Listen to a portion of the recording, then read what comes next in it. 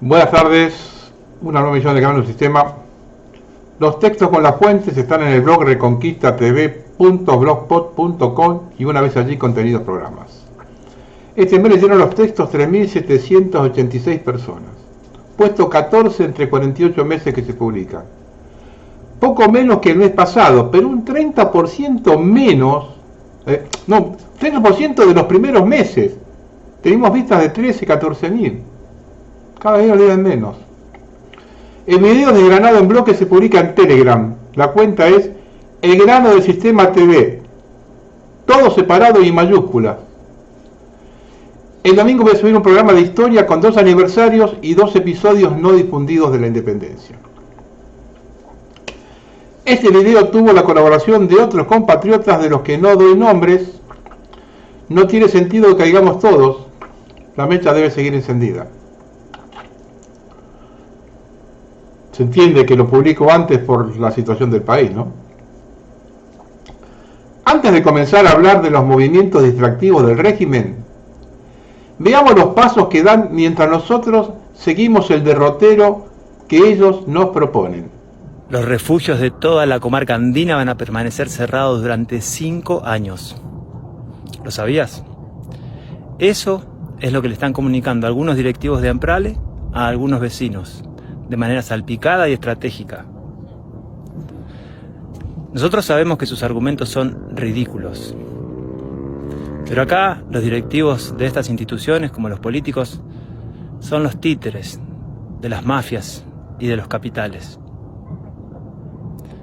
No hay motivo para que el refugio del Encanto Blanco, del Motoco, del Cerro Lindo, del Dedo Gordo, hoy estén cerrados.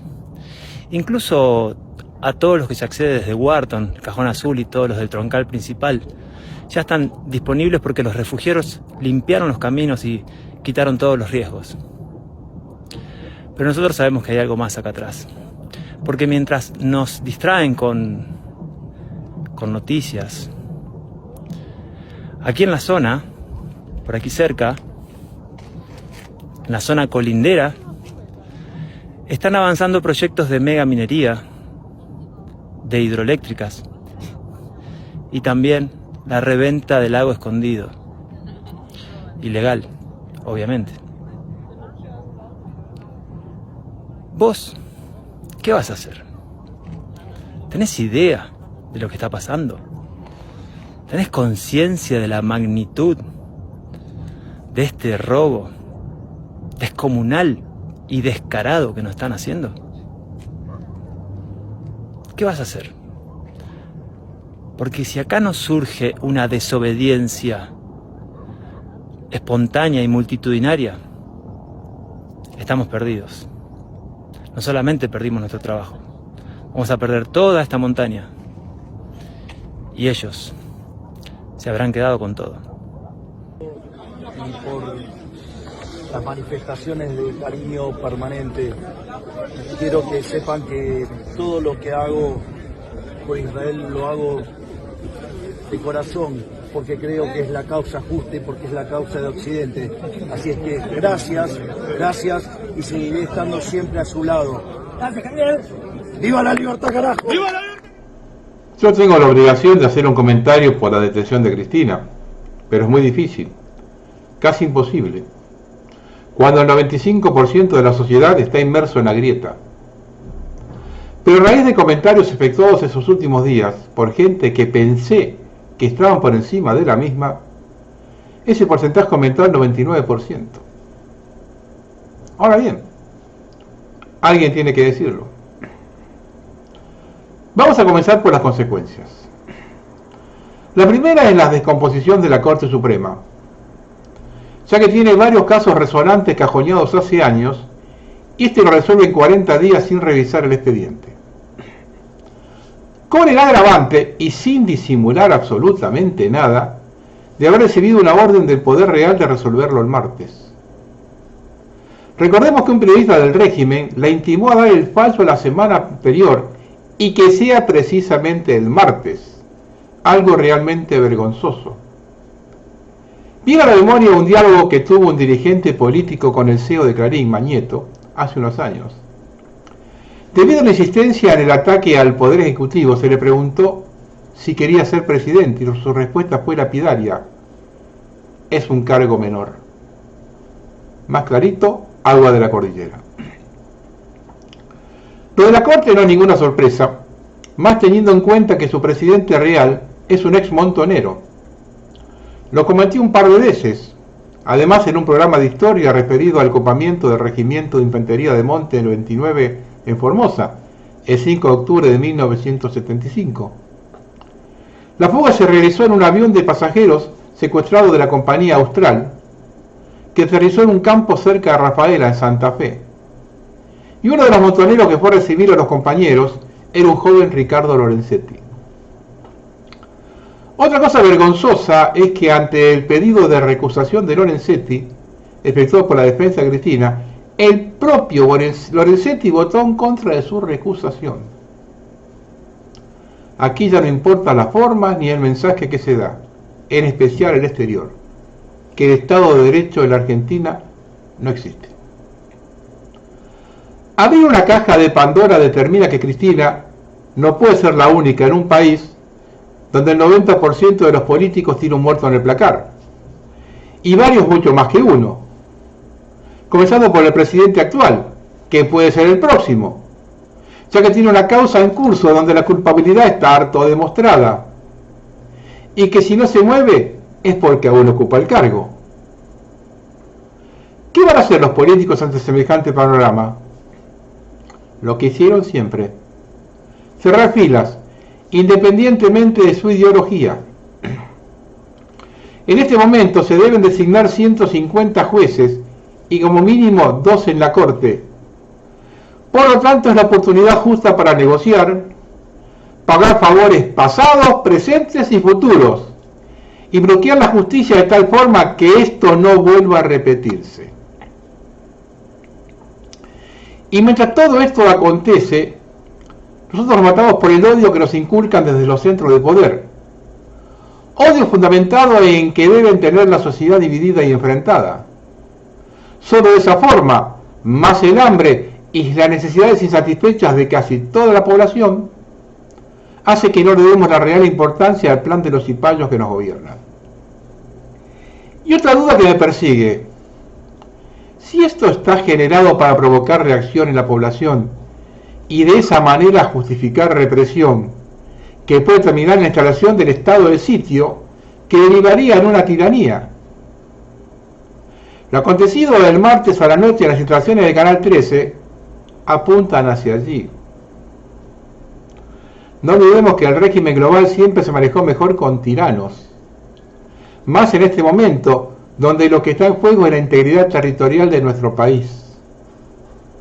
Si piensan que deliro, escuche más adelante el informe de lo que está pasando en Los Ángeles, en Estados Unidos. Vamos a la causa en sí. La señora tiene otras más contundentes. Sin embargo, se apura esta, que es la que más zonas grises posee. Y puede ser por varios motivos. Para darle posibilidad de victimizarse, para generar un regreso triunfal, tal cual aconteció con Lula da Silva. No olvidemos que el juez Moro, cuando lo condenó, dijo que no tenía pruebas, pero tampoco dudas. Tampoco olvidemos que los Kirchner, y en especial Cristina, nunca fueron antisistema. Al contrario, su conducta fue la que el régimen pretendía de ella, ¿no? Por lo tanto, un hipotético regreso triunfal sería el engaño más grande posible. Si estoy equivocado, díganme cuándo sacó los pies del plato.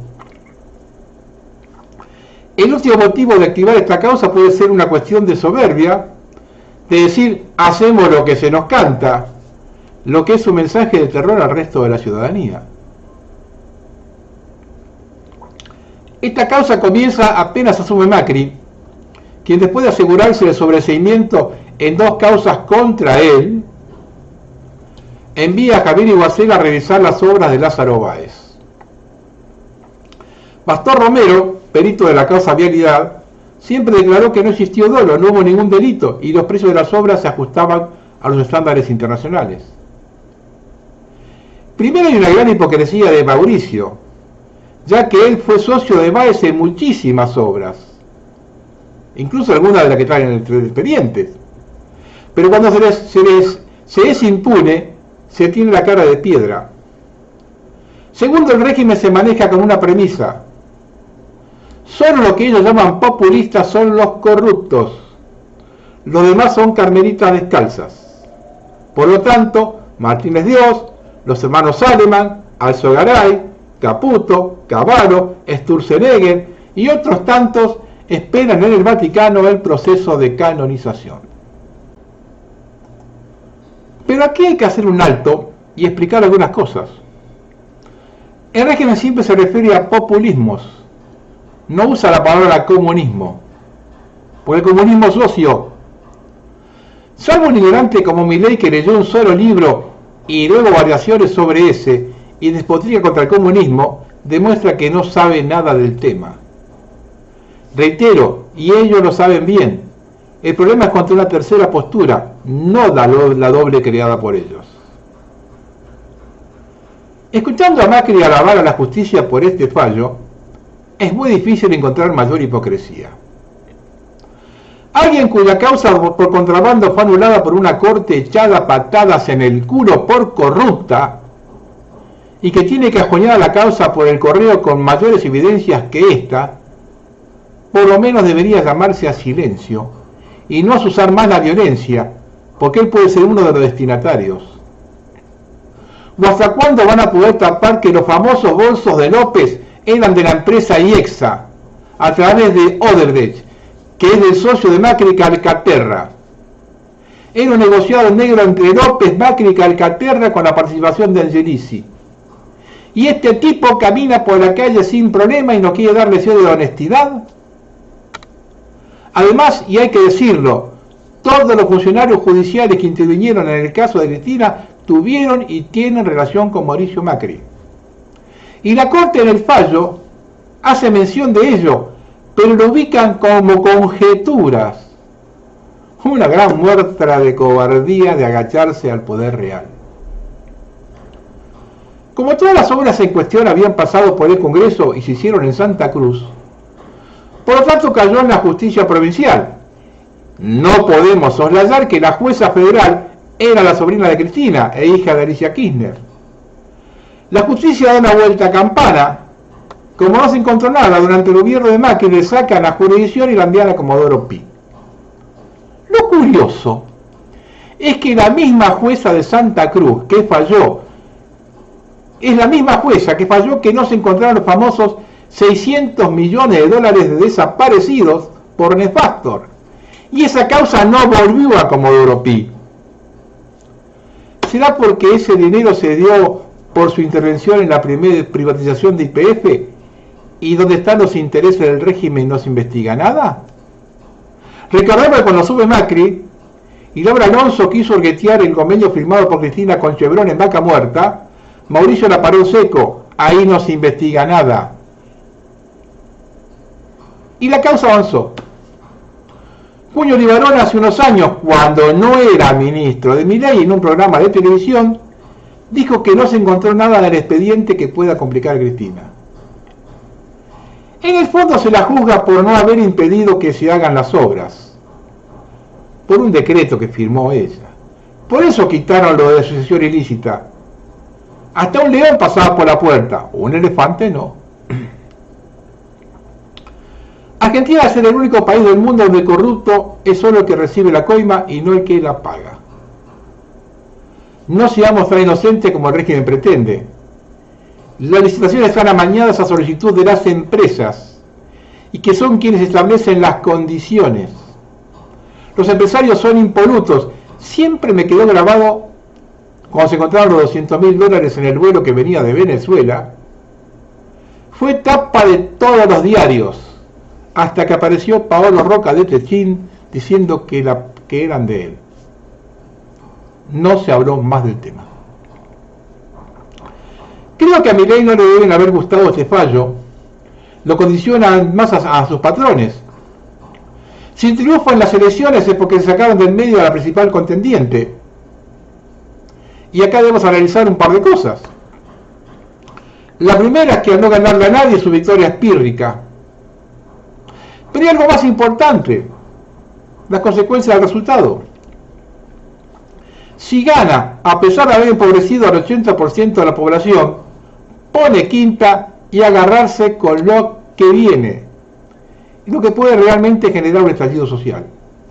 Y si pierde, con la estabilidad emocional de alguien que está diciendo que no pueden gobernar si no toma la medicación, prepárese para cualquier cosa.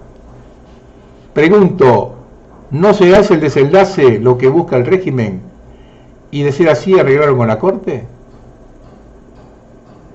Mientras tanto, la causa del intento de asesinato de Cristina anda en monopatín y con los mismos medios que acusan, ocultando. Gerardo Milman y Patricia Bullrich, como consta en la causa, están implicados en el intento de asesinato. Milman borró información de su celular y de los celulares de sus asesoras en la oficina de Bullrich. Vean el documento.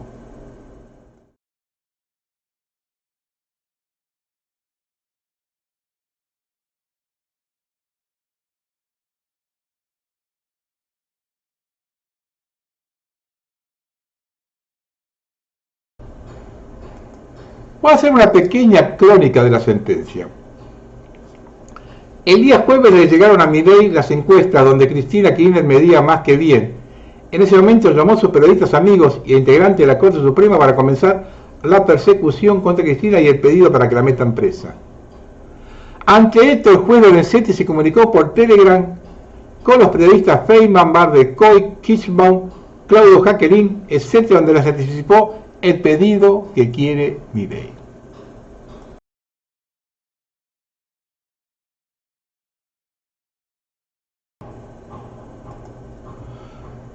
Parte importante de la tiranía en la que vivimos consiste en la permanente exageración de las riñas protagonizadas por los títeres que la chusma ensalza según como le convenga al bolsillo. Pero al titiretero nunca se lo ve, y en esto consiste el arte de gobernar. El primer detalle clave de la aparición de la expresidente no fue la anunciación de su candidatura bonaerense, sino claramente su aval para una reforma de la Constitución Nacional. Detalle de gran peso y no menor a la luz de que en este plano legitima sin más un objetivo clave del actual gobierno. El segundo detalle vino a estar dado por la afirmación de que estamos en una economía bimonetaria. El tercer detalle clave, ya pronunciado el fallo, consiste en el golpe directo que se autoinflige la Corte, no en términos de su desempeño, históricamente deleznable, sino en términos institucionales más amplios de la línea de sucesión. En lo cotidiano, tanto los filtros mediáticos cuanto las personas insisten en el derrotero de confundir populista con demagogo. Y mientras los progresistas llaman peronismo a algo que no lo es, y asumen tras años de infiltración marxista que el justicialismo peronismo es alguna especie sui generis de doctrina secular de opción por los pobres, que distribuye subsidios, planes sociales, preservativos y pastillas abortivas. El tercio que se asume republicano repite vagas letanías de institucionalidad pequeño burguesa.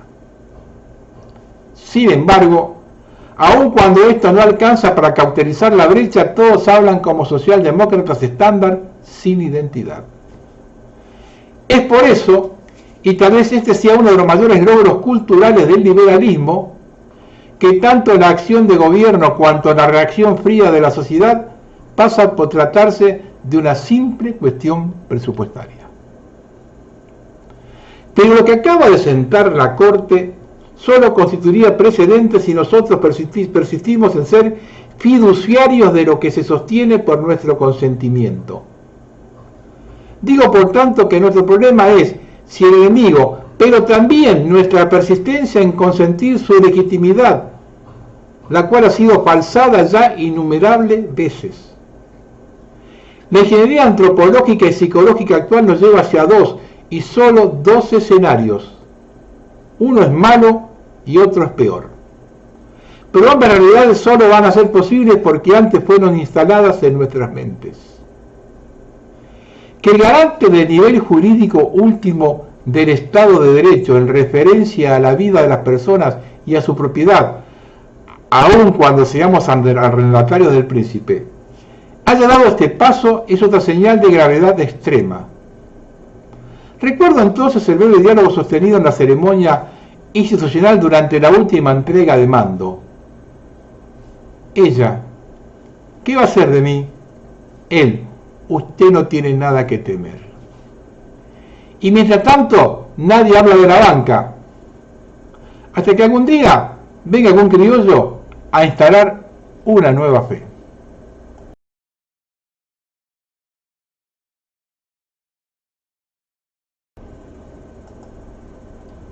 ¿Qué hay detrás de la sentencia? Se terminaron los dólares. Necesitan plata. Esta jugada está pergeñada para suprimir los derechos constitucionales. Esto es lo que pidió el Fondo Monetario, el Banco Mundial, la Banca de Estados Unidos, Inglaterra y Peregrina. De lo otro se harán cargo ellos. De masacrar a todos aquellos que se quieran oponer. No importa la edad, no importa su afiliación, no importa nada. Van a aplastar a quien sea, lo van a perseguir, encarcelar, enjuiciar y si es necesario aplicar la pena de muerte. Por derecha o por izquierda, ya lo hicieron una vez, 2 veces. Esto es lo que venimos diciendo hace mucho tiempo y que nadie quería interpretar, nadie quería saber, a nadie le interesaba. La realidad ahora supera la ficción. La prisión de Cristina, más allá de sus cuestiones judiciales, envuelve y aprisiona al resto del país. Ni hablar de todo aquello que tenga olor a peronismo. Ya lo han hecho en 1955 y 1976. Los ingleses, con los peregrinos de la cofradía de Fidel Castro, junto a los enemigos internos del país, fueron los que atacaron a la nación argentina. Las cúpulas del proceso tenían bien claro de qué se trataba, porque el que vino a cerrar el contrato fue Henry Kissinger. Por esa razón, la desindustrialización total de la Argentina. Dejamos de fabricar todo y la exigencia de eliminar todo vestigio de resistencia que proviniera de donde proviniera. La izquierda hizo su parte del trabajo y en algún lado tenían el encuentro, porque los comandantes sabían dónde se diestraban en el territorio nacional. La derecha fue la ejecutora de todo el trabajo sucio, en el medio estaba el pueblo ignorando todo. En su angustia de poder y de saqueo permanente se destruyeron escuelas, fábricas y de artes y oficios, lo que proporcionó que después de la lucha armada la segunda parte del plan. Ahí apareció el Fondo Monetario Internacional y el Banco Mundial en 2002, generando los planes que reemplazaron trabajo genuino. Y así llegamos a 2025 y la tercera etapa, el caos que prevé que lleve a la desaparición de la Argentina.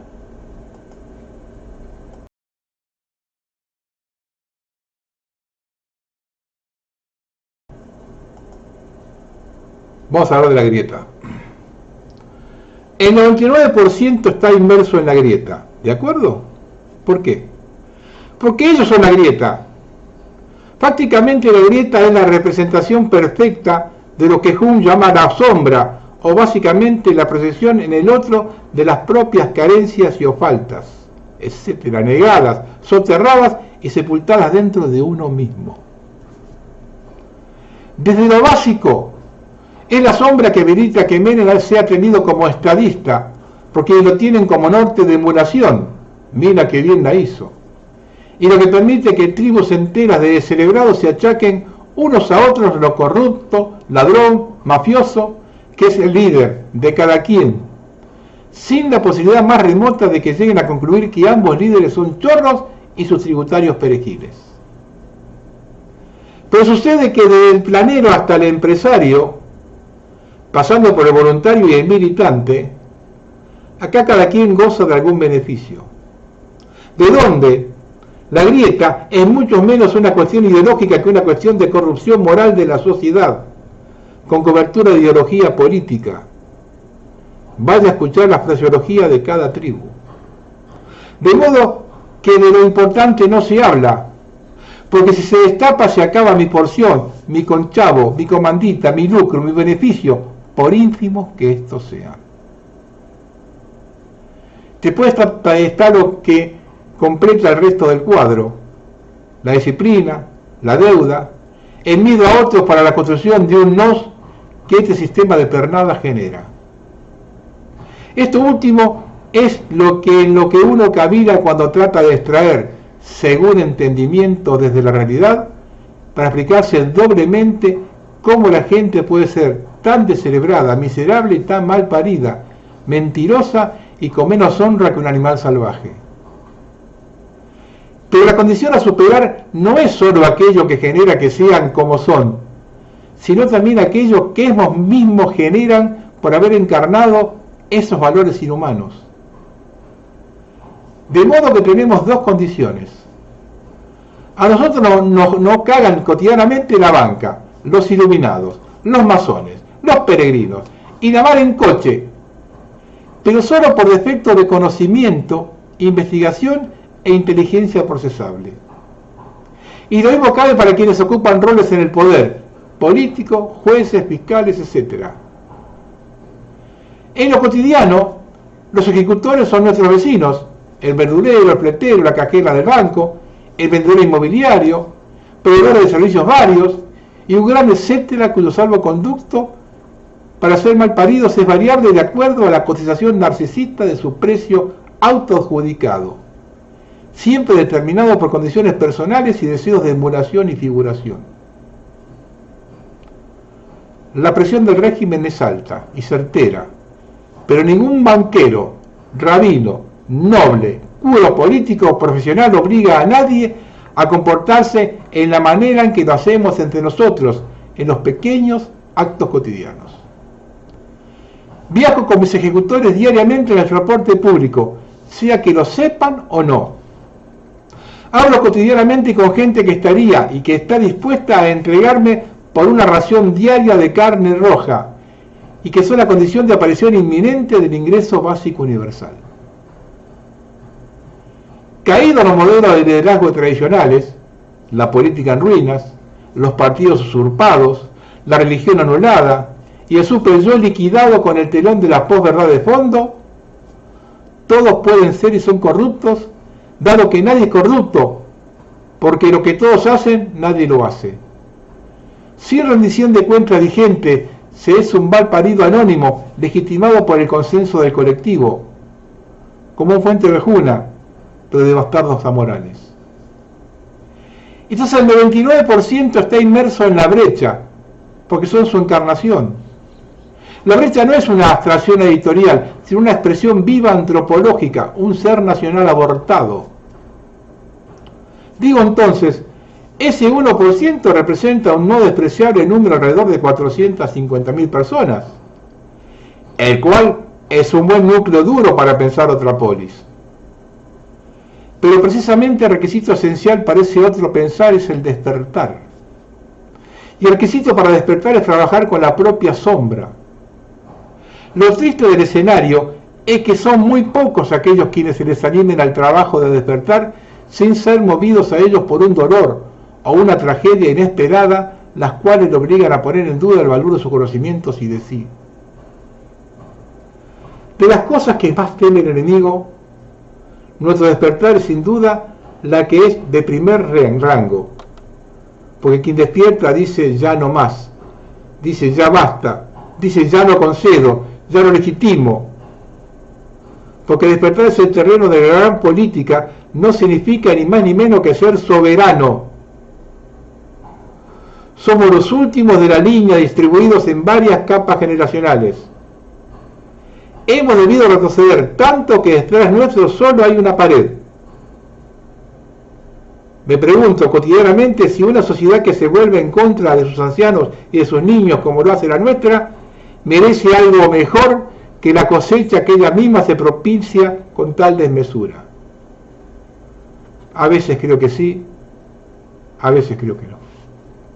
Sé que espero cada vez menos en medio de tanta cobardía, mentira, hipocresía y corrupción de los corifeos de la grieta. Pero también ahí está ese 1% aguardando el momento de hacerse adulto en un país de pendejos inmorales. El tiempo llega. De los inmersos espero nada misma. Sería bueno que la fractura que viene nos encuentre organizados y con capacidad de contener a aquellos que van a estar ya despiertos o bien madurados su despertar. Mientras tanto, la bestia se encuentra en vigilia y no debe ser provocada.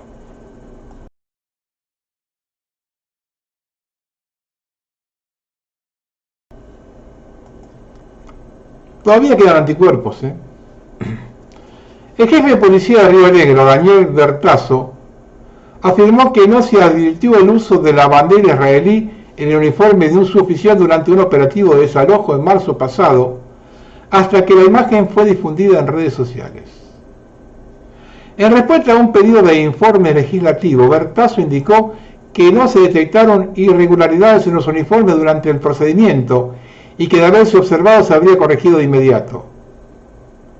La legisladora Magdalena Odarda cuestionó la veracidad de esta respuesta, señalando que las fotografías evidencian claramente la presencia del emblema extranjero en el uniforme del sargento Eduardo Retamal, y anunció la preparación de una nueva presentación ante la Fiscalía de Investigaciones Administrativas. Es bueno que aparezca todavía que quedan anticuerpos en la patria.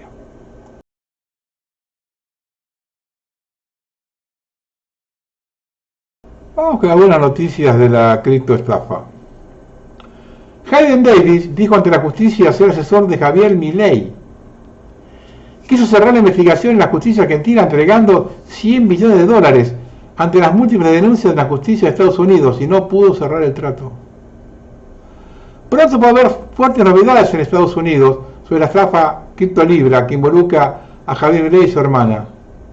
La jueza federal de Estados Unidos, Jennifer Rochon, podría pedir la captura de Karina Milei, la valijera de Javier Milei, como dijo Hayden Davis. La jueza federal de Estados Unidos acaba de ordenar congelar los movimientos de la criptomoneda Libra y su creador Hayden Davis podría convertirse en arrepentido. Ojo ahí, Fue quien contó que la valijera de Javier Milei era su hermana Karina. La Corte de Nueva York ordenó congelar $110 millones que eran controlados por Hayden Davis y están directamente relacionados con la valijera Karina Milei y Javier Milei.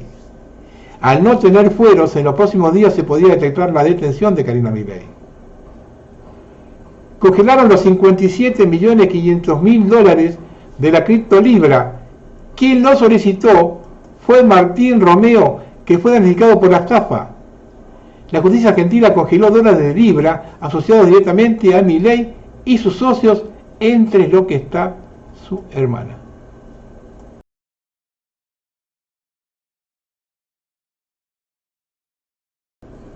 Una cosa cortita del espionaje interno. Recuerden que en los textos están las fuentes, ¿no? Así la CIDE mandó a reprimir a Antonio Becerra, el reportero gráfico de Tiempo Argentino, al que Santiago Caputo miró la credencial para sacar una foto, ¿se acuerdan ahí en el Congreso? Fue golpeado y fuertemente reprimido con gases frente al Congreso mientras cubría la marcha de jubilados. Para aquellos que piensan que estamos exagerando cuando decimos que viene una represión,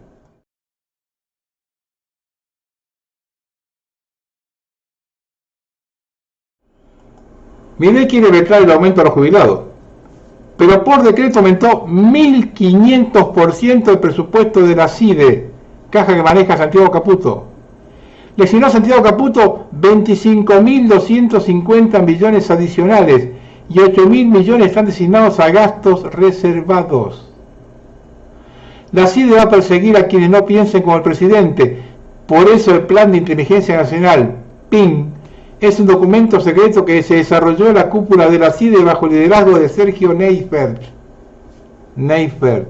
con detalles cómo será el espionaje. La CIDE utilizará los fondos reservados para hacer espionaje interno, ilegal, utilizando espías para perseguir opositores, periodistas, economistas y todos aquellos que no piensen como Milei. Y observen cómo esto ya está comenzando. En Sancor, la mitad está sin trabajar por órdenes del gremio ATILRA, hace 7 meses.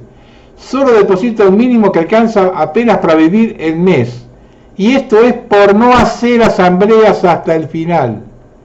El resto va pero no hace nada y tampoco cobran el sueldo al día. Y escuchen, lo peor, los que habían denunciado acoso y agresión de delegados los echaron. El comportamiento de la directiva de la compañía es lamentable, le maneja todo el gremio.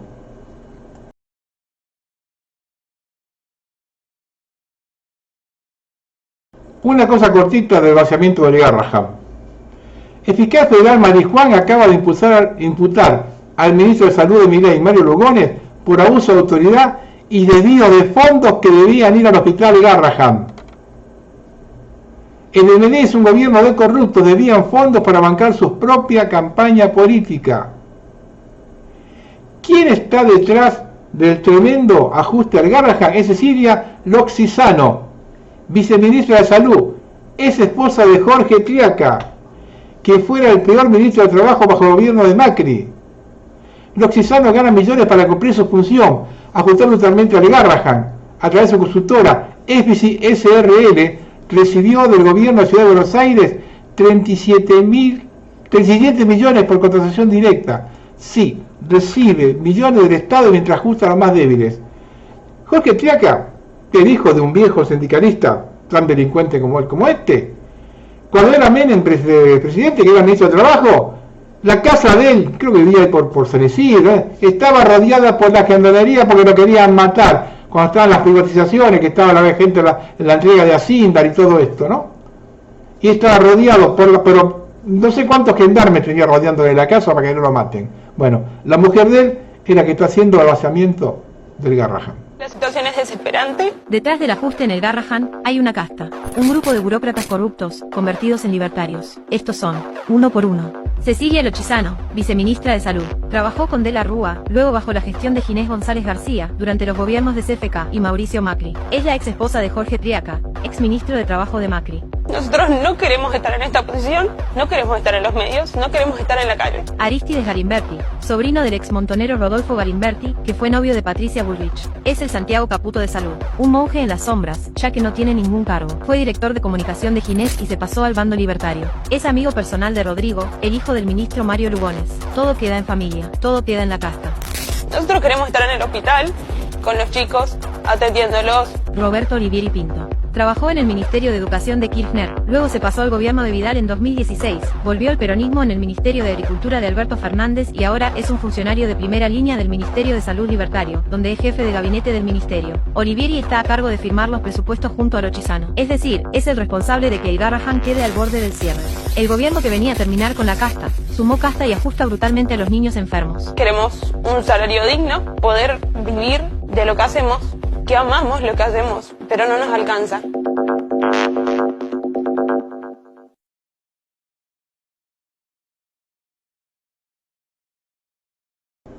Algunas charlas de Quincho. En diferentes notas financiadas por el propio gobierno, se decía que Milei había acordado con la presidenta de Italia, ¿no? La Meloni, exportar gas a ese país. Es totalmente falso. No existe ningún acuerdo. Y por falta de inversión del gobierno, hasta se puede haber faltante de gas acá. Milei bajó el pago de impuestos de bienes personales para los ricos. Esto tiene un costo fiscal de 0,41 del PBI. El aumento jubilatorio que va a votar Milei tiene un costo de 0,44. ¿Quién paga el ajuste? Mientras Milei hace un ajuste criminal al Garrahan con plata del Estado, le pagamos 5 millones de pesos todos los meses a la diputada libertaria Juliana Santillán, una bruta,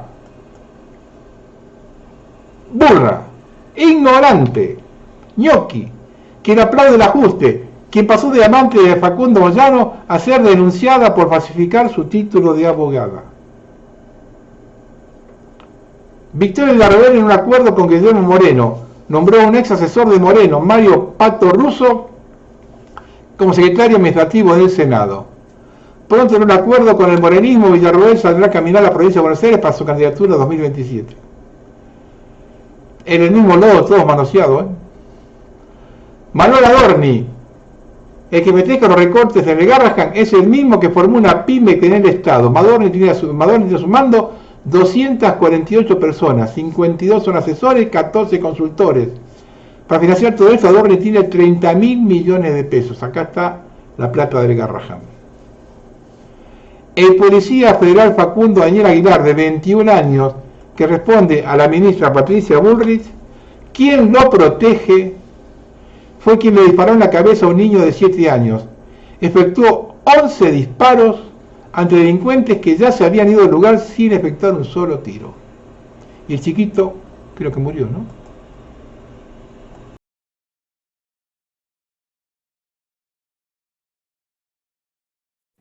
Hola, ¿qué tal? ¿Cómo les va? Buenos días, buenas tardes, buenas noches. Fernando Míguez, el guionista oficial. Los voy a poner en conocimiento que en el día de la fecha hemos presentado ante el Ministerio Público Fiscal, la Procelac, que tiene que ver con los delitos económicos y financieros, una denuncia contra Lisandro Almirón, Karina Milei, Lule Menem, Martín Menem, entre otros partícipes necesarios de una estafa millonaria que se viene realizando desde la asunción del presidente Milei y tiene como destino desviar mercaderías de la aduana hacia una fundación que se llama GEA. Estas cuestiones tienen que ver con que GEA al parecer sería una fundación fantasma, en Corrientes no se la conoce, no tiene ningún tipo de actividad y fue creada presuntamente esta fundación GEA para alojar en aquel momento fondos en negro que tenían que ver con aportes de campaña que hacían las personas para ocupar cargos selectivos en las listas de Milei. Esa denuncia era cierta. Provocado este desmadre, los delitos que son varios, malversación de fondos públicos, defraudación en Estado, asociación ilícita, entre otros, tienen que ver con la conducta de una casta política. Almirón es un hombre que desde sus inicios participó en el radicalismo, en la Libertad Avanza, en el PRO, en Cambiemos, en el kirchnerismo y ahora en la Libertad Avanza. Lule Menem es un hombre ligado a la familia Menem que desde hace 40 años trabaja en el Congreso de la Nación. Sí, escucharon bien. Hace 40 años que este Lule Menem trabaja en el Congreso de la Nación. Es el encargado y el constructor político de la Libertad Avanza. No es la jefa, es Lule Menem. Por eso hay tanta casta dentro de la Libertad Avanza. Inclusive gente que le prestara masa porque no llegaban en las listas a poner gente de confianza. Esa misma gente, la de Massa, que hoy renunció a la Libertad Avanza y tiene bloques unipersonales. Esta es una estafa millonaria. Esperamos que la Procelac actúe. Se presentó hoy 2 de junio y vamos a ver cómo prosigue el tema. Fernando Míguez, el guionista oficial.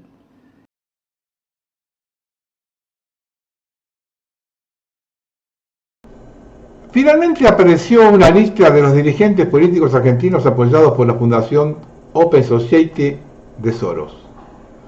Son presentados como aliados confiables en América Latina de la Open Society de Soros y clasificados como líderes confiables para la Open Society Foundation, siendo LR1, referentes argentinos comprometidos con los valores de la Open Society Foundation y dispuestos a colaborar con el desarrollo legislativo y nueva normativa.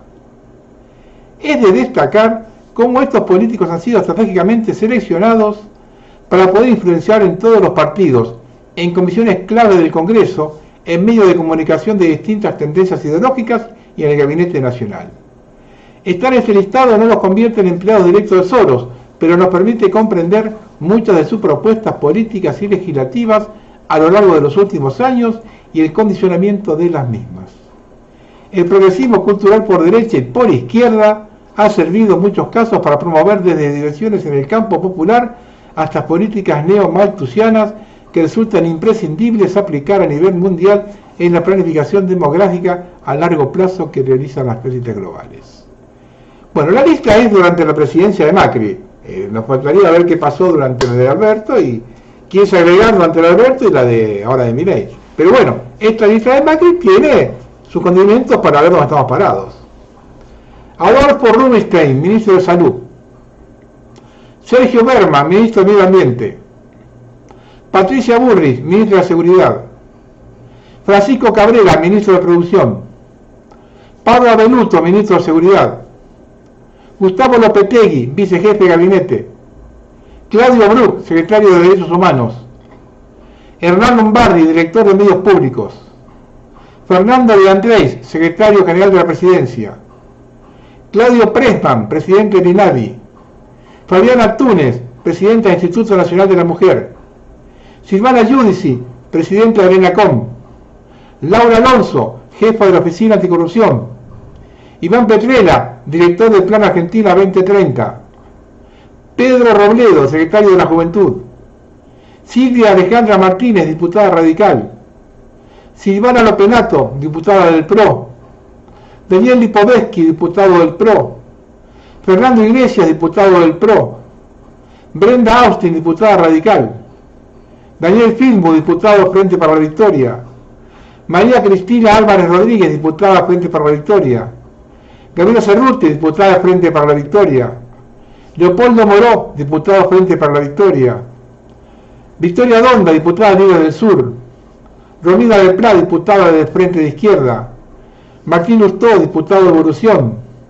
Carla Carrizo, diputada de Evolución. Cecilia Moró, diputada Frente para la Victoria. Miguel Ángel Fichetto, senador PJ. Humberto Schiavoni, senador PRO. Luis Pekov Naidenov, senador radical. María Magdalena Darda, senadora progresista. Jorge Tayana, Mercosur, Frente para la Victoria. Sergio Massa, Partido Renovador. Miriam Bregman, líder Frente de Izquierda.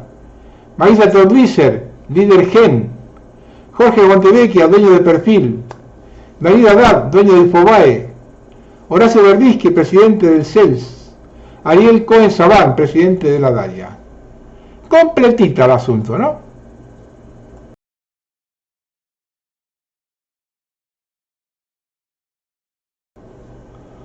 Ojo acá con esto que van a escuchar. En Estados Unidos hay mucha preocupación con esto. Ojo acá con el títere de Trump. El plan del presidente Trump de fusionar el poder gubernamental con la tecnología de vigilancia privada para crear una base de datos nacional centralizada para los ciudadanos es el paso final para transformar a Estados Unidos en una república, de una república constitucional a una dictadura digital, armada con algoritmos e impulsada por una inteligencia artificial omnisciente e irresponsable. No se trata de seguridad nacional, se trata de control. Según informes de prensa, la administración Trump se está asociando directamente con Palantir Technologies, el gigante de la minería de datos cofundado por el multimillonario Peter Thiel, para construir un sistema de vigilancia centralizado para todo el gobierno que consolidaría datos biométricos de comportamiento y de geolocalización en una única base de datos con información privada de los norteamericanos. No se trata de proteger la libertad, se trata de volverla obsoleta. Lo que estamos presenciando es la transformación de Estados Unidos en una prisión digital, donde a los reclusos se les dice que son libres, mientras que cada movimiento, cada palabra, cada pensamiento es monitoreado, grabado y utilizado para asignar una puntuación de amenaza que determina nuestro lugar en la nueva jerarquía de obediencia. Las herramientas que habilitan este régimen de vigilancia omnisciente no son nuevas, pero bajo la dirección de Trump se están fusionando de manera sin precedentes, con Palantir en el centro de esta red digital. Palantir, criticado durante mucho tiempo por su papel en el apoyo de las redadas del ICE y la vigilancia predictiva, está ahora a punto de convertirse en el cerebro del régimen de vigilancia de Trump. Bajo el pretexto de la integración de datos y la seguridad pública, esta colaboración público-privada desplegaría sistemas mejorados con inteligencia artificial para realizar todo, desde las transacciones de reconocimiento facial hasta los lectores de matrículas, pasando por las publicaciones en redes sociales y los metadatos de los teléfonos móviles, cruzándolos para evaluar el riesgo potencial de una persona para el Estado. Esto no es especulación, ya está sucediendo. La plataforma Gotham de Palantir, utilizada por las fuerzas del orden y las fuerzas militares, ha sido durante mucho tiempo la columna vertebral de rastreo en tiempo real y el análisis predictivo. Ahora, con el respaldo de Trump, amenaza con convertirse en el sistema nervioso central del autoritarismo impuesto digitalmente. Como el propio Palantir admite, su misión es mejorar la toma de decisiones humanas. En la práctica, esto significa reemplazar la causa probable con puntuaciones de probabilidad, los tribunales con código y el debido proceso con canales de datos. En este nuevo régimen, tu inocencia será irrelevante. El algoritmo decide quién eres. Para comprender plenamente el peligro actual, debemos repasar el largo recorrido de la vigilancia gubernamental, desde el programa de inteligencia encubiertos como COINTELPRO y la Ley Patriota de Estados Unidos, hasta la actual red digital de centros de fusión de datos impulsadas por inteligencia artificial. Sobre la base de este abuso histórico, el gobierno ha evolucionado sus tácticas, reemplazando a los informantes humanos con algoritmos y las escuchas telefónicas con metadatos, marcando el comienzo de una era en que la predicción predelictiva se considera parte del enjuiciamiento penal. Cada PIN de smartphone, coordenada GPS, escaneo fiscal, compra en línea y actividad en redes sociales se convierte en parte de tu huella digital. Un rastro de metadatos que el gobierno utiliza para crear perfiles de comportamiento. El FBI lo llama inteligencia de código abierto, pero no se equivoquen, se trata de vigilancia generalizada y es fundamentalmente inconstitucional.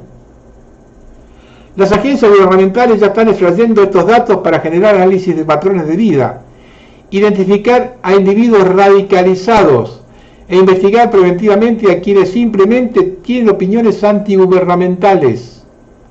Esto no es aplicación de la ley, es vigilancia automatizada del pensamiento, la consecuencia lógica de un sistema que criminaliza la disidencia y delega sus objetivos en algoritmos. Lo que emerge es un modelo de vigilancia de mayor alcance que cualquier cosa soñada por regímenes anteriores.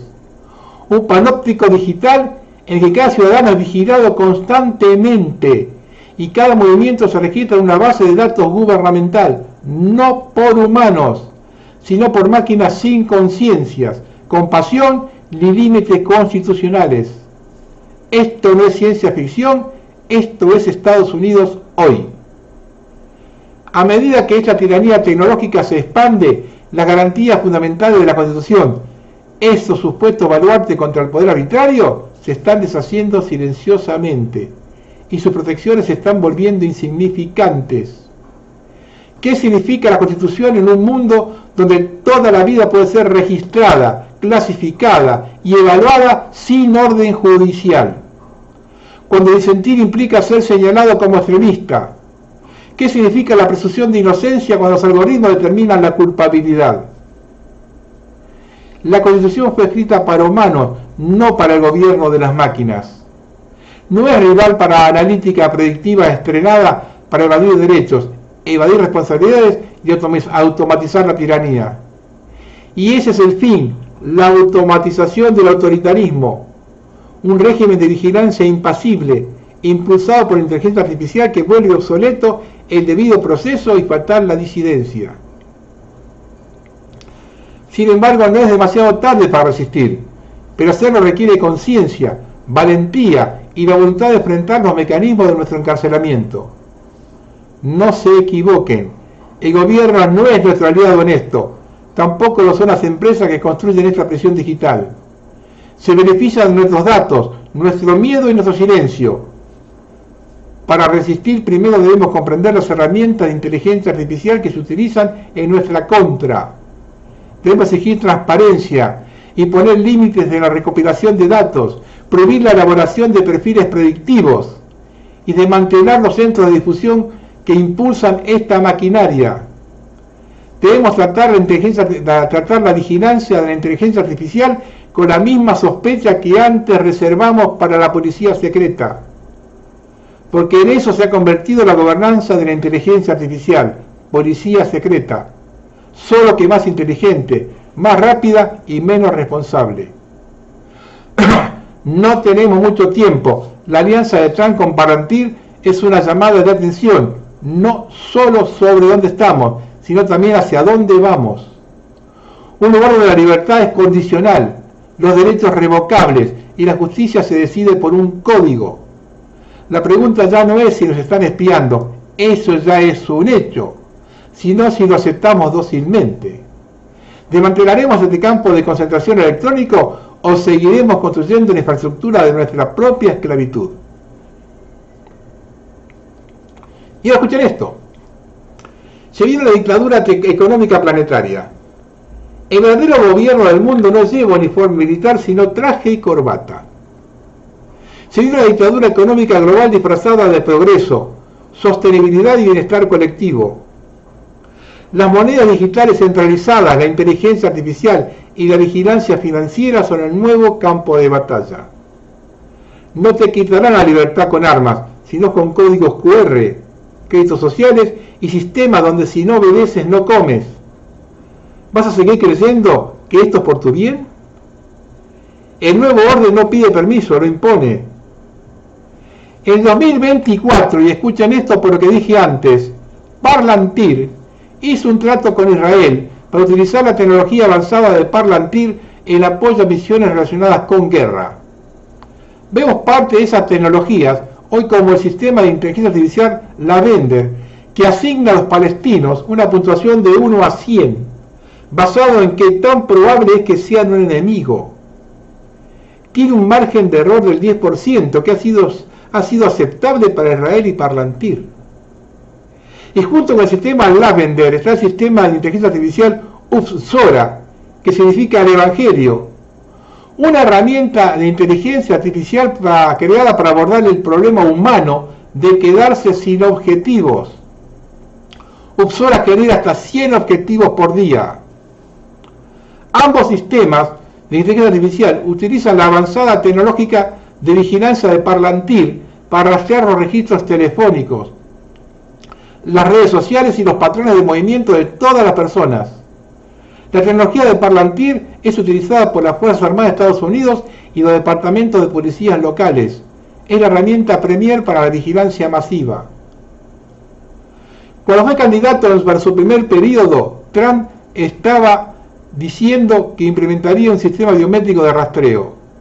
El cofundador de Palantir, Peter Thiel, donó $1.250.000 a aquella campaña y donó 15 millones a la campaña del Senado por Ohio de Vance para el 2022.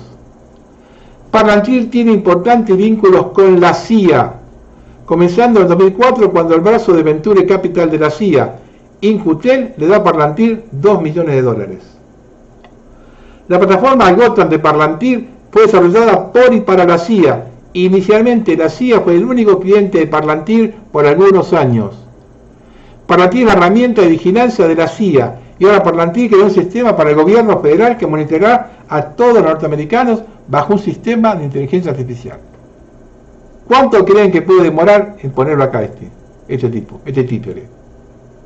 Con Bullrich.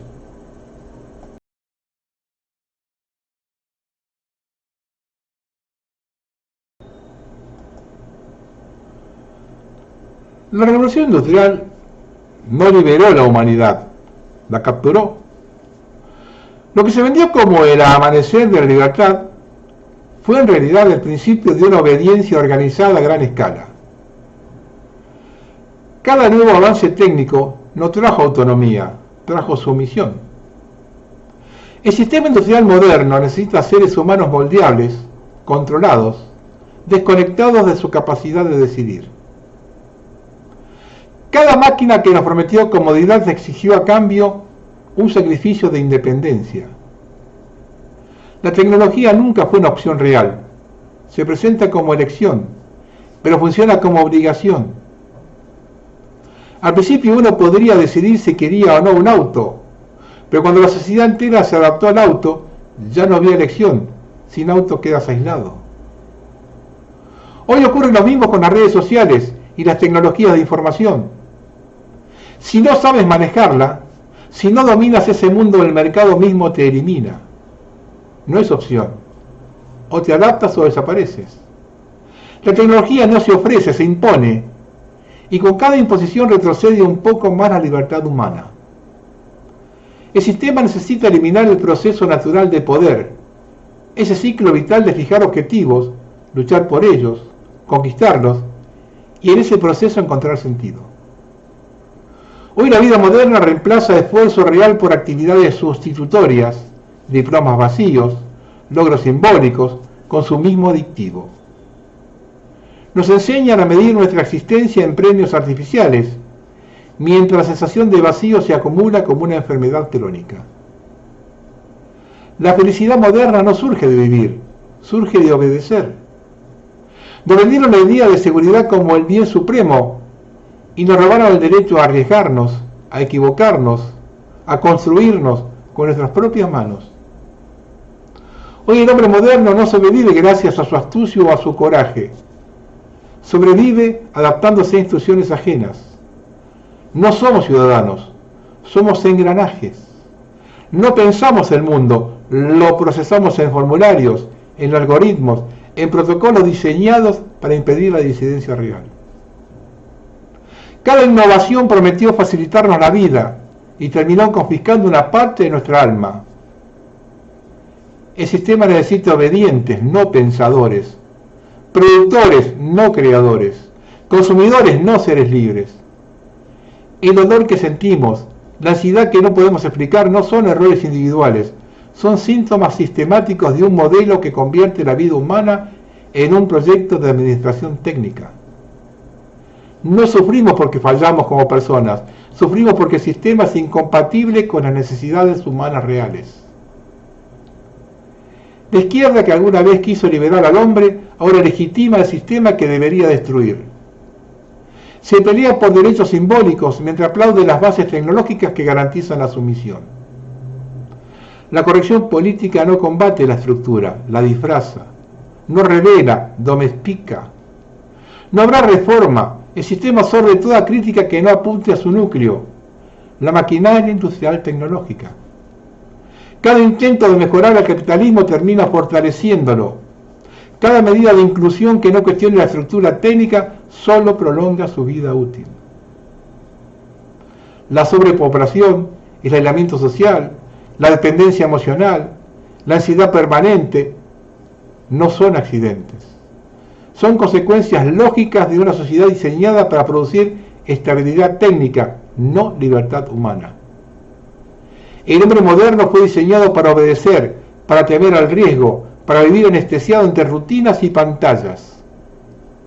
Nos vendieron bienestar, pero nos compraron autonomía, nos regalaron comodidad a cambio de amputar nuestra dignidad. Hoy la vida no se mide en logros auténticos, sino en la capacidad de simular felicidad dentro de un decorado controlado. Cada red social es una jaula decorada. Cada elección libre en el mercado es un menú diseñado para que creamos que elegimos algo, cuando ya todo fue predefinido. La educación no forma seres libres, forma recursos humanos. La cultura no inspira rebeldía, anestesia la conciencia, anestesia la conciencia. El arte ya no sacude almas, adorna vitrinas de consumo. La cultura industrial convirtió al ser humano en un recurso reciclable, en un número administrable, en una pieza más de su engranaje frío. Y cuando más se sofistica la tecnología, menos espacio queda para la autonomía, la creatividad, la desobediencia. No es que el progreso haya fallado, es que el progreso siempre fue una cadena disfrazada de triunfo. La única revolución posible no será electoral, ni cultural, ni económica. Será existencial. Negarse a obedecer. La lógica industrial escapar de la trampa que nos vendieron como civilización. No hay salvación sin ruptura. No hay libertad sin riesgo.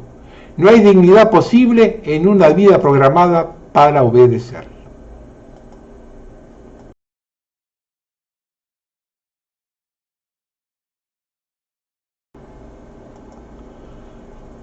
Lo que comenzó como una supuesta protesta espontánea contra las operaciones de control en Los Ángeles, ahora ha sido expuesto como algo mucho más insidioso.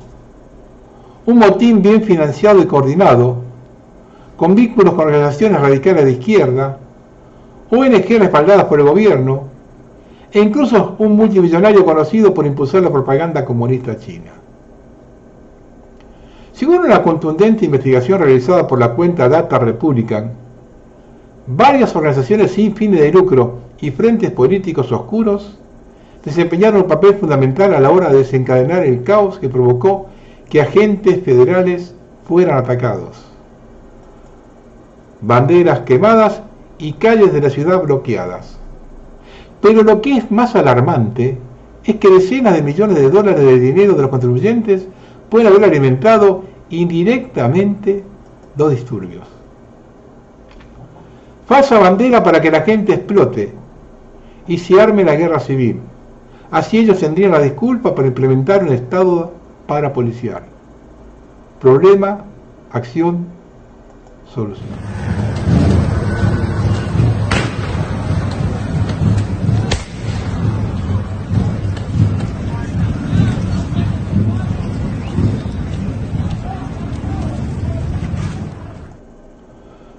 Trump aprovecha las protestas de Los Ángeles con un polémico uso del ejército en medio de la represión migratoria. Norteamericanos están denunciando en redes que las protestas son controladas y que los videos de gente herida son falsos. ¿Están provocando todo esto desde el gobierno para instalar un estado parapolicial? ¿El nuevo orden mundial? A no engañarse con la rebelión de Los Ángeles, así como el Pearl Harbor ruso sirvió solo a soltar la mano de Putin y justificar la demolición de Ucrania, la joda en Los Ángeles no hará otra cosa que sentar la base que justifique la implementación de un sistema de supercontrol a la ciudadanía. Mientras distraen con la simulada pelea Trump-Max, calladitos pusieron en marcha la inteligencia artificial control, gestión del caos. Un montón de idiotas funcionarios al sistema alimentan el juego. Y ahora se están entregando, vean este videito que van ahora, en grandes cantidades protectores espaciales biónicos en los alborotadores de Los Ángeles. Altercados pagados con dinero de los propios estadounidenses. ¿Quién financia eso? Describe where it just feels like something's going to happen and you're waiting for it to happen. And you can look around, you see the National Guard in front of the federal building, but as far as this intersection where we're seeing all this take place, there's no local police to be seen. Yeah. And we have people handing out masks and gas masks, and we just saw people graffitiing the sidewalk right in front of this truck, and we've seen people doing burnouts in the street. There's no local law enforcement around. Let us clarify, because we've been showing a wide shot and from a different angle, a whole lot of officers on the other side of the federal building, almost behind you, and perhaps the visual is obstructed from your point of view. But I can tell you there are many, many, many LAPD cars and officers there that have staged. They are blocking that freeway overpass, so protesters can't get on that overpass like they did yesterday and throw bricks or concrete or scooters down on law enforcement that was below that had cleared the 101 freeway. So perhaps they're not where you are, but there's a lot of them already positioned there. They're not getting caught off guard by a crowd gathered here. So, I mean, that was quite a shot that we have there of these folks, and your photographer just gave us a great shot of the box that was left behind, which showed the brand of mask. I mean, it's not the kind of thing, thank you for seeing this there. It looks like a bionic shield is what that's called. I mean, that's not the kind of thing that you buy in bulk if you don't plan on doing something with it. And the fact that that's being handed out kind of like candy to everybody there gives you an indication that these folks probably plan to be here for a while. Estamos también en Texas. ¿Se convertirá en otro Los Ángeles? Dallas y Austin protestan contra el Servicio de Control de Inmigración y Aduanas. Manifestantes se ponen violentos y ya hay arrestos. Se ha impuesto el toque de queda en Los Ángeles, se anunció este martes la alcaldesa de la ciudad, Karen Bass. La medida tiene como finalidad detener el vandalismo y los saqueos. Comienza a las 8 de la noche y termina a las 6 de la mañana. Comenzó la resistencia. Estados Unidos protesta para sacar a Donald Trump. Millones de personas han tomado la calle en ciudades como Chicago, Los Ángeles y Nueva York para protestar contra el presidente. Y para que vean la situación en Estados Unidos hoy, desde el gobierno se advierten que las 1.500 protestas planeadas en los 50 estados son un montaje. Dicen que los demócratas están buscando al próximo George Floyd para pintar a Trump como un dictador. Está al borde de la guerra civil y yo lo vengo diciendo hace como 2 o 3 años eso.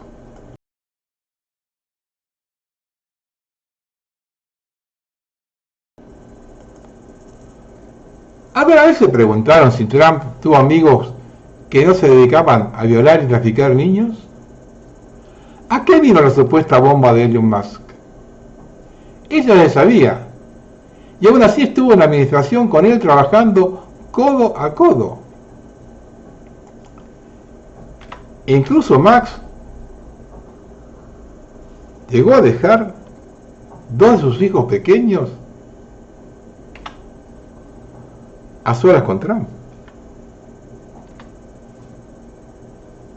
Lo cierto es que Trump tuvo otro amiguito pedófilo anterior a Epstein, el ex abogado Roy Cohn, nacido en el seno de una familia peregrina acomodada.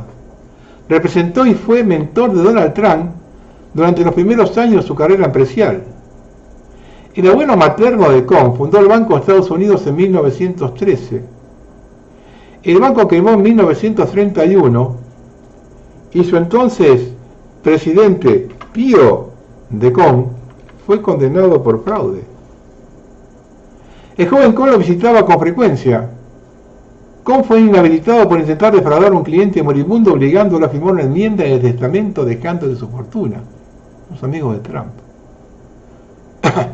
Cohn admitió al detective de la policía de Nueva York, James Rothschild, que formó parte de una elaborada operación de chantaje sexual que comprometió a políticos con prostitutas infantiles, llevado a cabo como parte de una cruzada anticomunista.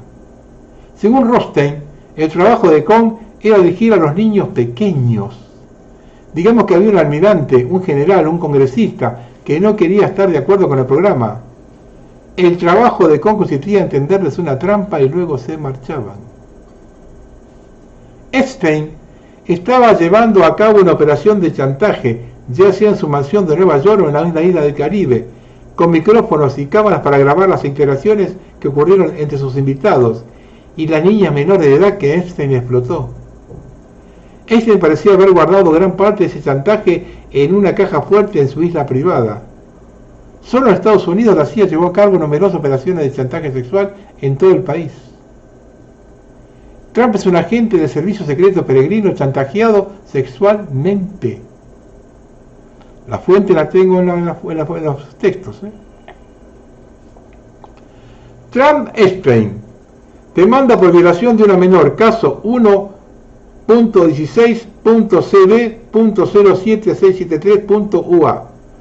La demandante Katie Johnson, una menor de 13 años, fue atraída con promesas de dinero y una carrera como modelo para asistir a fiestas organizadas por el demandado Jeffrey Epstein en una residencia en Manhattan, Nueva York. Durante estas fiestas, la demandante alega haber sido víctima de múltiples actos de violación, abuso sexual, contacto forzado, asalto, agresión intencional y temeraria, de angustia emocional, coacción ilegal por parte de los demandados Donald Trump y Jeffrey Epstein. ¿Está?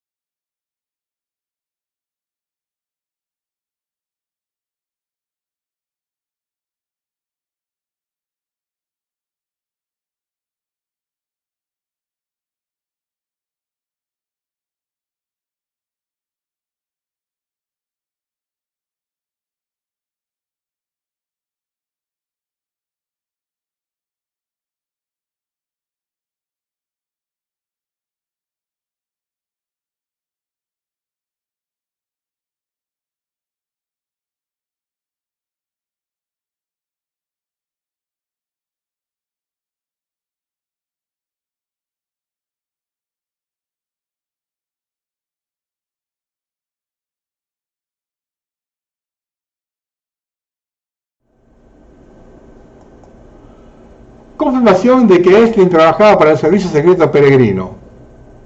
Ali Ben Mensashe, quien es un ex espía, confirmó oficialmente de manera inequívoca que Jeffrey Epstein estaba trabajando para las operaciones de inteligencia peregrinas y dirigiendo la clásica operación de trampa de miel, es decir, atraer personas al interior, grabar sus actividades y utilizarlo para chantajearlas.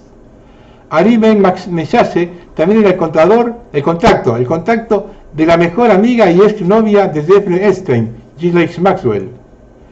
Esto significa que nuestros residentes norteamericanos, políticos de todo el mundo, celebridades, jueces y élites, incluida la familia real, está bajo el control peregrino, mediante chantajes que Jeffrey Epstein les proporcionó. Por eso no se han publicado los archivos de Epstein, ya que los archivos y videos están en posesión peregrina.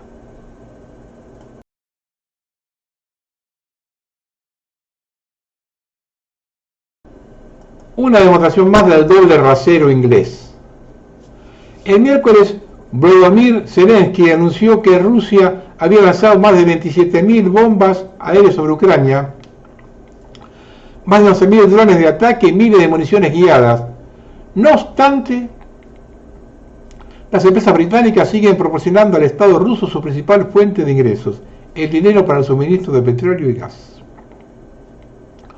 Un nuevo estudio obtenido por el New Statesman ha demostrado que desde el inicio del conflicto armado en Ucrania se han realizado ventas de combustible ruso por más de 200.000 millones de libras, con la ayuda de compañías navieras británicas. Una sola compañía británica ha transportado casi la cuarta parte de las exportaciones rusas de gas licuado desde el inicio de las hostilidades. 3/4 partes de los buques gaseros rusos están asegurados por compañías británicas. Mientras tanto, nuestro gobierno busca aumentar el presupuesto militar del país. La participación activa de Gran Bretaña en el comercio de recursos energéticos rusos ayuda a mantener el nivel de gasto necesario para una potencia nuclear que actualmente participa en combates en Ucrania. Londres ha dejado oficialmente de importar petróleo y productos petrolíferos rusos 9 meses después del inicio de la operación militar. Sin embargo, existe una laguna en las sanciones, razón por la cual Gran Bretaña sigue comprando los productos de Putin. El petróleo ruso se suministra a la refinería de Turquía e India y luego se devuelve en forma de productos petrolíferos. El Centro de Investigación sobre Energía y Aire Limpio concluyó que Gran Bretaña ha comprado indirectamente petróleo ruso por valor de 1.400 millones de libras a través de esta laguna, lo que ha proporcionado al Kremlin más de 500 millones de libras en ingresos. La mayor parte del combustible para aviones que transportará a los turistas británicos a destinos soleados este verano procederá de yacimientos petrolíferos siberianos. Europa sigue comprando GNL directamente de Rusia y en el 2024 importó más que nunca. Gran parte de este combustible se transporta legalmente a través de la empresa británica Chesapeake, con sede en Glasgow, que cuenta con 7 buques metaneros especializados capaces de sortear hielo de 2 metros de espesor. No han sido prohibidos y no hay pruebas de que Chesapeake infrinja ninguna ley.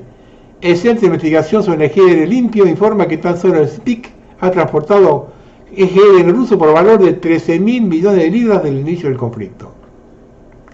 Además, los recursos energéticos rusos también son transportados por una flota fantasma de buques sin seguro cuya propiedad se mantiene oculta. Como ya se informó, estos barcos cruzan las costas por el Canal de la Mancha casi a diario. Desde la llegada del Partido Laborista al poder, el gobierno británico ha endurecido las sanciones contra estos buques y quienes facilitan sus suministros, incluido un contable que presuntamente gestionó la venta de dichos buques. Un portavoz del gobierno declaró a New Statesman: estamos trabajando con nuestros socios del G7 y la Unión Europea para reducir la dependencia de los recursos energéticos rusos lo antes posible. No dudaremos en tomar más medidas para aumentar la presión económica sobre Putin. ¿Por qué no podemos dejar de pagarle a Putin de inmediato? La respuesta se resume en una palabra: inflación. Si los países occidentales abandonan por completo la costumbre de comprar petróleo y gas ruso, los precios mayoristas de la energía subirán drásticamente como ocurrió en 2022. Y los precios de todos los demás también se dispararán. El último repunte de la inflación le ha costado al gobierno británico 67.000 millones de libras en un año, ya que consumidores y empresas han tenido que pagar un extra. Sin embargo, la gente ha tenido que lidiar con aumentos récord de coste de vida, acompañados de huelgas del sector público. Ningún gobierno quiere imponer esta carga a sus votantes y si lo hace, no dará mucho. Y los ingleses no se ponen colorados por nada.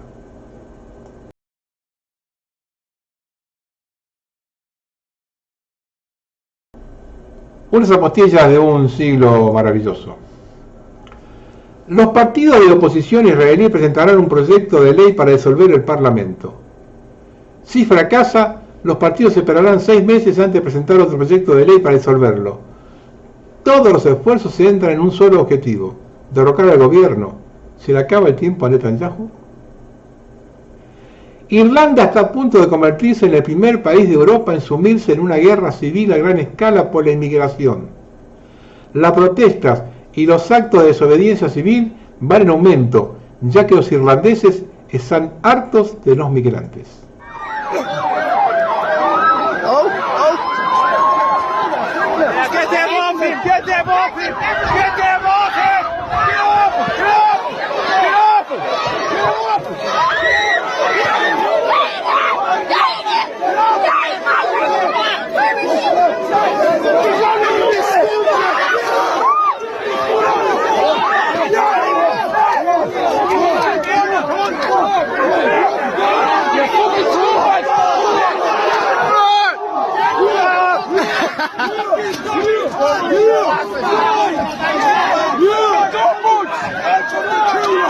It's fucking scumbag bastards!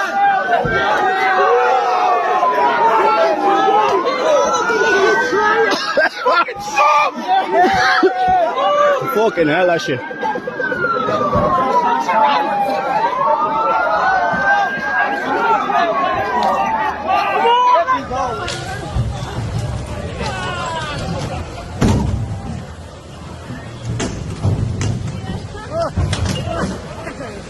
Oh, shut up.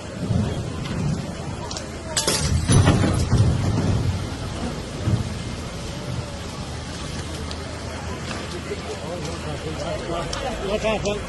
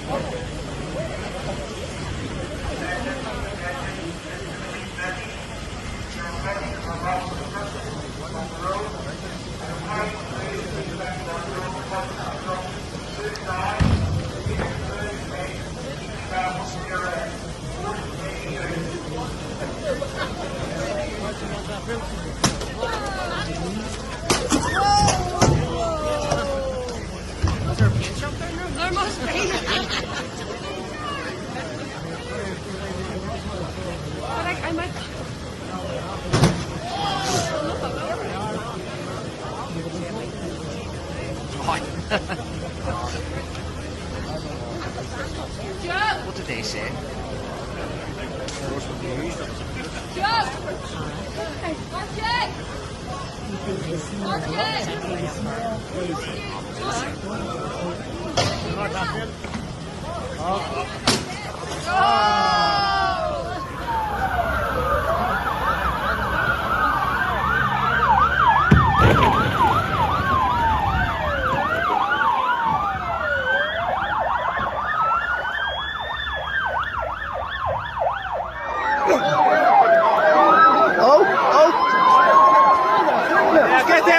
Get them off him! Get them off him! Get them off him! Get off him! Get off him! Get off him! Get off him!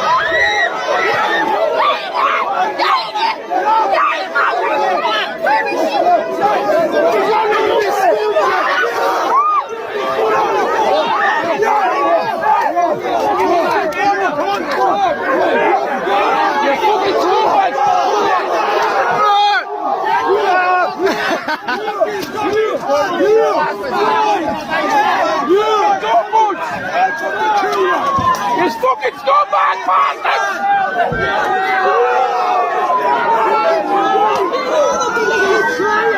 Fucking scum!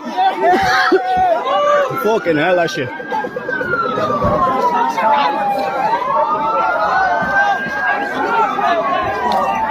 on! Genocidio en Nigeria. Los cristianos están siendo cazados como animales. Un grupo islamista invadió una aldea cristiana y comenzó a disparar a todo el mundo a la vista. Están matando cristianos en el Eid y ofreciéndolos como sacrificios humanos. Los medios permanecen en silencio. Desde 2001 hasta 100.000 cristianos han sido masacrados y 3.500.000 agricultores han sido expulsados de sus tierras por los terroristas islamistas Fulani. Sigan con AK-47, machetes y gasolina y nadie los detiene.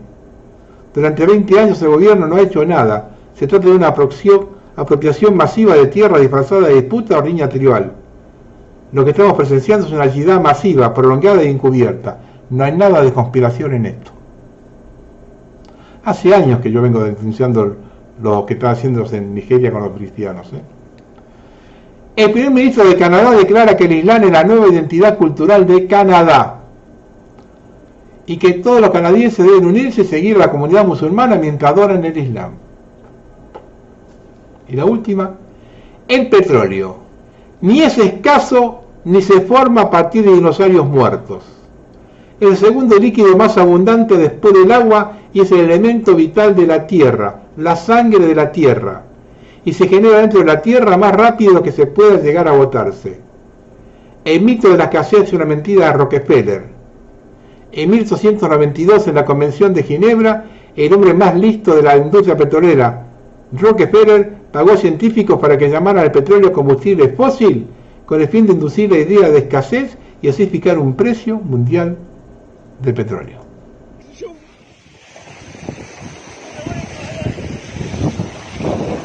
هاوليك البترول ها عاملك دراهم من بلادنا ما يروحوا شو لي مليار راهم يتفردوا ولا هنا ها هذا ما قدروش يخدموه ولا وشنو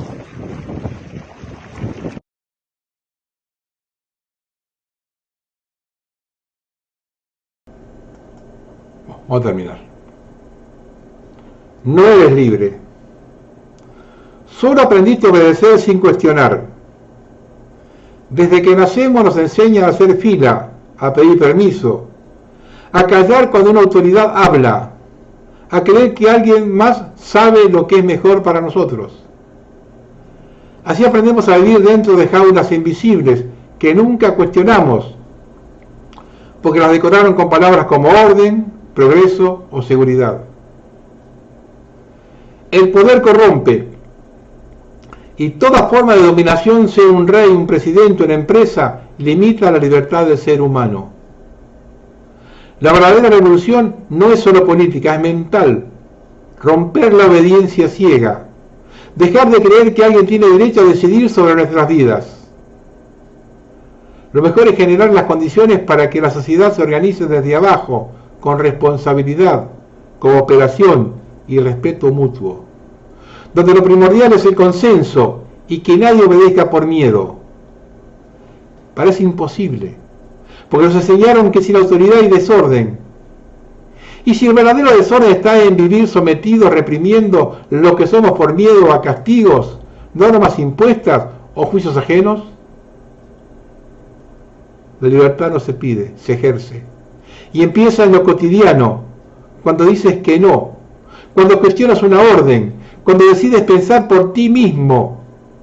Tal vez no puedas cambiar el sistema hoy, pero puedes dejar de ser su engranaje. ¿Están viviendo como quieren o como le dijeron que debían vivir? ¿Cuál es la mejor manera de controlar a las personas? Dividirlos en diferentes grupos ideológicos y pronto comenzarán a luchar entre sí. Y así olvidarán quién es su verdadero enemigo. Buenas tardes.